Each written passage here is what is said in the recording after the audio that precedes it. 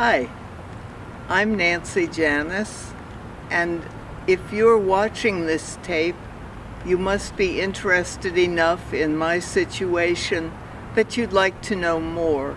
And I'd like to begin by thanking you very much for taking the time to watch. I'm still a professor at Eckerd College. That has been my life for the past 20 years. I love teaching and I love my students, and I have realized that I am probably not going to be able to do a lot to change the world myself.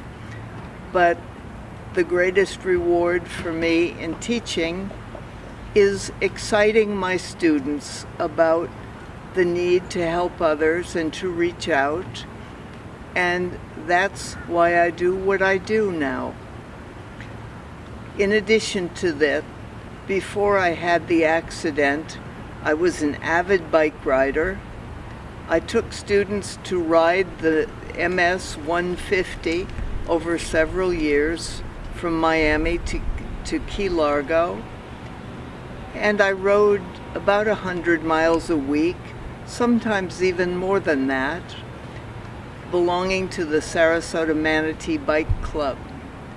Probably the bravest thing that I did as a bike rider was travel to Cambodia, taking a bicycle along with me and riding from Phnom Penh, the capital, to Vietnam with a former student of mine and a Cambodian friend as well.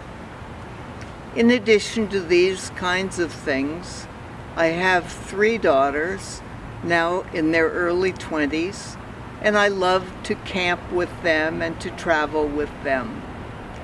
The best part of my job at Eckerd over all of these years has been the numerous times that I took students on service trips. We went to Cambodia and Thailand a number of times. We went to Tanzania one winter term, and over spring break the students are interested in doing service, and so I took them to Central America, 1 year to Honduras, 1 year to Costa Rica, and the last year to Panama. I say the last year because 2 days before I was scheduled to leave for Panama with a group of students, I was out riding my bike to join the bike club for a long ride, and I was hit by a car just a block from my home. We live in a residential neighborhood, and I never dreamed that anything like this could ever happen to me there. I was hurt pretty badly. This is back in March of 2012. I spent about 30 feet flying through the air until I landed on the ground, and ultimately I wound up with a spinal cord injury that has caused me not to be able to walk or to use my hands. I have been in physical and occupational therapy multiple times a week ever since I spent 7 months in the hospital subsequent to the accident. I really don't have any memory of that accident or even of the first 3 months that I was hospitalized, but I hear stories from my husband and my children that make it seem as though I was really kind of a shadow of my former self.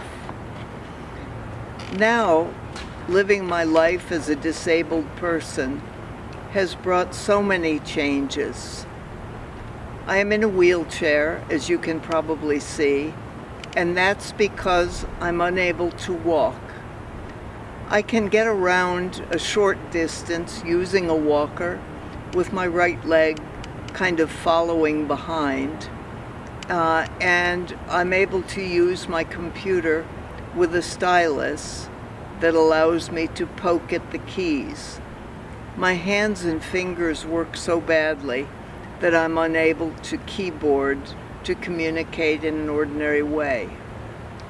I'm happy to tell you that my brain still functions pretty well. And so I have come back to teaching for the last 2 years. A great disappointment for me, however, is that my school gave up my faculty position because I was in the hospital for such a long time. And now I'm able to teach only part-time. On the one hand, I'm happy about that because I don't have to travel as frequently to the school, and I'm unable to drive.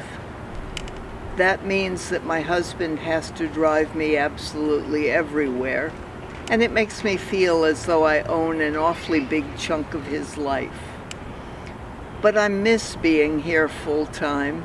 I miss having students come to see me in my office and talk to me about their lives and their dreams. And more than anything, I miss planning the international courses, being able to choose a group of students that really care about making a difference and taking them to countries where a difference truly needs to be made. I am hoping this summer to travel to Panama in order to get stem cell injections. The reason that I have the paralysis is because of a spinal cord injury caused by the accident. I understand that my spinal cord was crushed and that as a result it has created scar tissue, and the scar tissue acts as a block to letting the nerve signals travel properly to my hands or to my right leg. So my hope is that injections of stem cells will allow my spinal cord to be able to create new neural pathways. I don't expect a miracle cure, but if I could just use my hands better and walk a longer distance with the walker, I'd be really happy and able to reclaim parts of my life that are now missing. I've chosen to go to Panama for this procedure because the organization in Panama, called Stem Cell Medicine, has been highly recommended. It is run by an American doctor, and from what I understand, the facilities are brand clean and the procedure is entirely safe. Of course, because I'm going to leave the country for this, it's going to be very expensive, and my insurance company doesn't care about that.